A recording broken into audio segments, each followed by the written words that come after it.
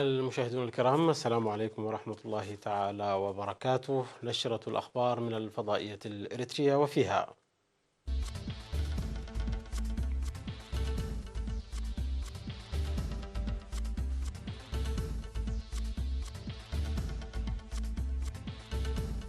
إريتريا تشارك في مؤتمر أمن البحر الأحمر.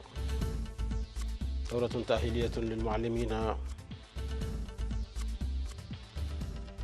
بحث التنمية في قرورة. قتلى في هجوم على معسكر للجيش المالي. واشنطن تلقي الإعفاءات من عقوبات إيران. إيران وباكستان تتفقان على تشكيل قوات لتأمين الحدود. أهلا بكم مشاهدينا. قدمت إريتريا رسالة توضح موقفها في المؤتمر الذي عقد بمدينة الرياض السعودية في 21 و22 من أبريل الجاري بشأن أمن وأهمية البحر الأحمر والتعاون بين الدول المطلة عليه. ومثل إريتريا في المؤتمر الذي شارك فيه كبار المسؤولين من حوض البحر الأحمر وخليج عدن من دول إريتريا والمملكة العربية السعودية ومصر والأردن والسودان وجيبوتي والصومال واليمن. مثل إريتريا مستشار الرئيس السيد يماني قبرآب ومسؤول الشؤون الاقتصادية في الجبهة الشعبية للديمقراطية والعدالة السيد حبوس كبريوت، حيث أوضحت رسالة إريتريا أن الأهمية الحيوية والتأثير العالمي لهذا الممر المائي الدولي والمحيط الذي يقع فيه تزداد باستمرار، لذا يجب أن يحظى أمنه بالاهتمام المناسب بما يتطابق أهميته الكبيرة. وأشارت رسالة إريتريا أن هذا الممر المائي المهم أصبح وللأسف مسرحا للتدخلات بتواطؤ اللاعبين المحليين في ال30 عاما الماضية، وقد خلق ذلك التداعيات والعواقب غير الضرورية، ويستدعي الأمر مراجعة واقعية وشاملة. وانطلاقا من ذلك قدمت إريتريا مقترحا من 12 نقطة، وهي: تقييم شامل وغير متحيز للواقع الحالي للبحر الأحمر والمسائل المرتبطة به بكل أبعاده وجوانبه بطريقة واقعية. الوضوح التام للأهداف والغايات المرجوة. وضع خرائط تفصيلية للمخاطر التي تهدد السلام والأمن في البحر الأحمر وتصنيفها وتحديدها بدقة. صياغة استراتيجية قابلة للتطبيق تضمن تحقيق الأهداف والغايات البناءة. صياغة الاستراتيجيات لاحتواء التهديدات والقضاء عليها جنبا إلى جنب مع سياسات التعاون الإيجابية. وضع مخططات وخطط مفصلة تضمن التنفيذ الشامل للاستراتيجيتين التوأمتين. إقرار آليات التنفيذ والهيكلة المرتبطة بها وتعبئة الموارد اللازمة. التأكد من أن جميع التكوينات والأطر التنظيمية التي تم تطويرها ترتكز على أساس احترام السيادة والقانون الدولي. التأكد من أن جميع الدول الساحلية تبني وتملك قدراتها الدفاعية الفعالة والقوات البحرية دون تفويض للآخرين. استكمال المتطلبات التي لا يمكن تلبيتها من خلال القدرات والموارد المحلية الفردية بالجهود الجماعية والتآزر. تنشئ جميع الدول ذات الصلة أساليب مناسبة للتعاون مع القوى الخارجية للتعاطي مع المهام التي تتجاوز قدراتها الجماعية على أساس إطار توافقي. إنشاء لجان مختصة لمعالجة كل هذه القضايا بطريقة شاملة ومهنية. نظم في مدينة كرن تأهيلا ليومين للمشرفين التربويين ومدراء المدارس ومسؤولي مكتب وزارة التعليم في الإقليم حول تعليمات التعليم وتنفيذ عمل المعلمين بالتركيز على الطلاب. أوضح مسؤول جودة التعليم في وزارة التعليم السيد أبراهام التخلية في التأهيل الذي نظم يومي 17 و18 من أبريل الجاري أهمية وجود خطة وتنفيذ وتقييم واضح لتنفيذ فاعل للعمليات التعليمية وعلاقات وطيدة بين المعلم والطالب وتقوية العلاقة بين أولياء الأمور والمعلمين وتقوية إدارة المدارس وتعزيز دور المنفذين.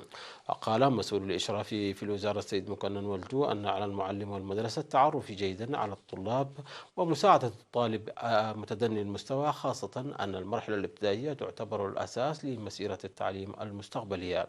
ودعا المشاركون لحل مشكلة نقص الكتب التي أصبحت معيقة ومواصلة البرامج التأهيلية. بحث ممثلو سكان ضواحي مديرية قرورة في اجتماع عقد في 20 من أبريل الجاري بمدينة هميمة بحثوا تنفيذ برامج التنمية. طالب سكان الحكومة ببناء القنوات التحويلية للسيول لاستغلال الأراضي الزراعية الواسعة. وأكد السكان على الإيفاء بكل المتطلبات لحل إشكالية مياه الشرب وخدمات المواصلات والاتصالات وتطوير المؤسسات الصحية والارتقاء التعليمي. وقال مسؤول الشؤون التنظيمية في الجبهة الشعبية للديمقراطية والعدالة في إقليم شمال البحر الأحمر السيد أحمد جعفر أن برامج التنمية الجارية تهدف لتحسين معيشة المواطنين وسيتم حل المصاعب على مراحل.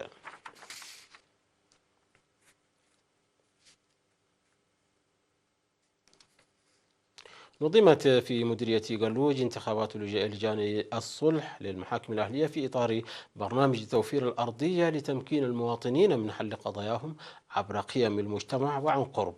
وأوضح مدير المديرية السيد داسي زرع ميكائيل أن أنشطة التوعية المسبقة ساهمت كثيرا في إنجاح عملية الانتخابات، مشيرا إلى انتخاب 40 عضوا في لجان الصلح بينهم 14 امرأة في 16 ضاحية.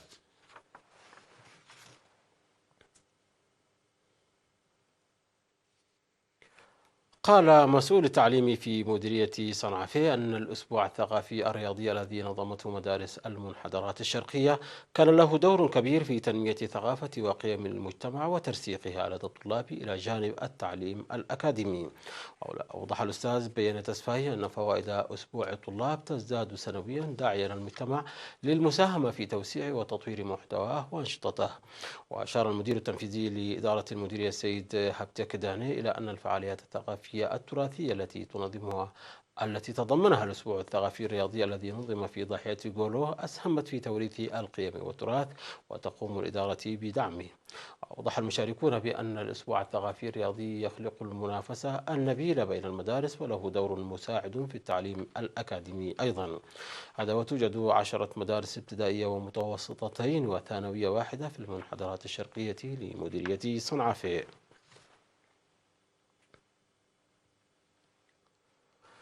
طالب سكان 8 ضواحي بمديرية حلحل لدى لقائهم مدير المديرية السيد قرماتيون أبرهة طالبوا بإيجاد حل سريع لنقص مياه الشرب. وبحث اللقاء الاستعدادات المسبقة للزراعة المطرية والأنشطة المجتمعية لحماية التربة وحفظ المياه. ودعا السيد قرماتيون السكان لمنح الأولوية للتعليم وإرسال أبنائهم خاصة الإناث للمدارس ومتابعتهم وتعزيز التنظيم لإنجاح برامج التنمية. بدورهم ناشد السكان الإكمال بناء عيادة ضاحية قرصت وبدء خدماتها الصحية وإيجاد حل سريع لمشكلة مياه فاشينيكو وإنراكويت وتجميع القرى لتوسيع الخدمات الاجتماعية.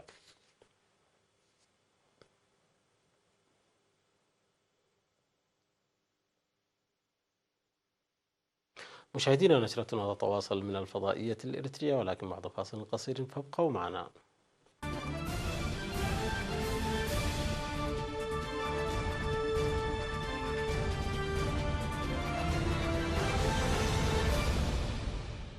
وفي الشأن العالمي، أعلن مصدر أمني في مالي مقتل ما لا يقل عن 10 جنود ماليين في هجوم شنه جهاديون على معسكر للجيش في وسط بلدة جيري الواقعة قرب الحدود مع موريتانيا. والمهاجمون وصلوا إلى المعسكر عن طريق قابة وغادو مستخدمين دراجات نارية وشاحنات صغيرة. وأرسلت القوات المسلحة المالية تعزيزات إلى مكان المعسكر. وأكدت القوات المسلحة المالية الهجوم. وأكد مصدر عسكري مالي أن تعزيزات أرسلت إلى نارا التي تقع على بعد 370 كيلومترا عن باماكو. وسيطرت على شمال مالي في مارس 2012 جماعات إسلامية مرتبطة بتنظيم القاعدة، وقد طرد قسم كبير منها بفضل تدخل عسكري دولي أطلق في عام 2013 بمبادرة من فرنسا ولا يزال مستمرا. ومنذ عام 2015 امتدت هجمات الإسلاميين إلى وسط مالي وجنوبها وحتى إلى دول الجوار خصوصا بوركينا فاسو والنيجر. قرر الرئيس الأمريكي دونالد ترامب إلقاء الاستثناءات من العقوبات الأمريكية الممنوحة ل5 دول عند شرائها النفط الإيراني بدءا من الشهر المقبل. وأعلن البيت الأبيض أن الإعفاءات من أثر العقوبات المفروضة على إيران والممنوحة لتركيا والصين والهند واليابان وكوريا الجنوبية لن يتم تحديدها عندما تنتهي صلاحيتها في الثاني من مايو المقبل. ويهدف هذا القرار إلى خفض صادرات النفط الإيرانية إلى الصفر وحرمان إيران من مصدر دخلها الرئيسي. وكان ترامب أعاد فرض العقوبات على إيران بعد انسحاب الولايات المتحدة الأمريكية من الاتفاق النووي الإيراني. وبموجب الاتفاق النووي الذي وقع مع 6 دول كبرى عام 2015، وافقت إيران على الحد من أنشطتها النووية والسماح للمفتشين الدوليين بمراقبة وتفتيش مفاعلاتها النووية مقابل تخفيف العقوبات المفروضة عليها. وأدت العقوبات إلى تدهور اقتصاد إيران وانخفاض قيمة العملة إلى مستويات متدنية وارتفاع معدل التضخم السنوي بمقدار 4 أضعاف. أعلن الرئيس الإيراني حسن روحاني في مؤتمر صحفي مع رئيس الوزراء الباكستاني أن البلدين اتفقا على تشكيل قوات خاصة للرد السريع للتعامل مع العمليات الإرهابية على الحدود. قال روحاني في المؤتمر المشترك مع عمران خان في طهران أن إيران سعيدة بإدراج باكستان كل الجماعات الإرهابية الناشطة على الحدود على لائحة الإرهاب. وأكد روحاني أنه لا يمكن لأي بلد ثالث أن يؤثر على العلاقات بين إيران وباكستان. بدوره أكد عمران خان أن بلاده لن تسمح لأي جماعات مسلحة باستخدام الأراضي الباكستانية لتهديد أمن جيرانها، مضيفا أنه يبحث في طهران آلية مؤثرة لمواجهة الجماعات الإرهابية على الحدود المشتركة بين البلدين.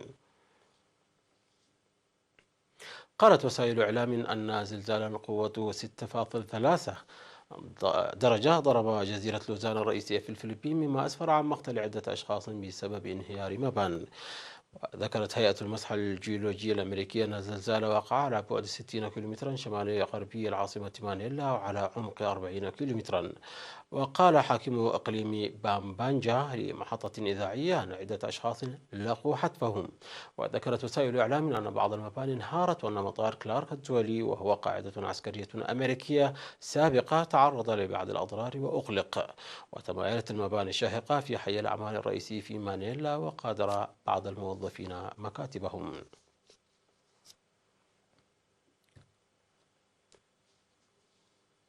مشاهدينا، انتهت النشرة. شكرا على حسن المتابعة. تحية لكم أينما كنتم. إلى اللقاء.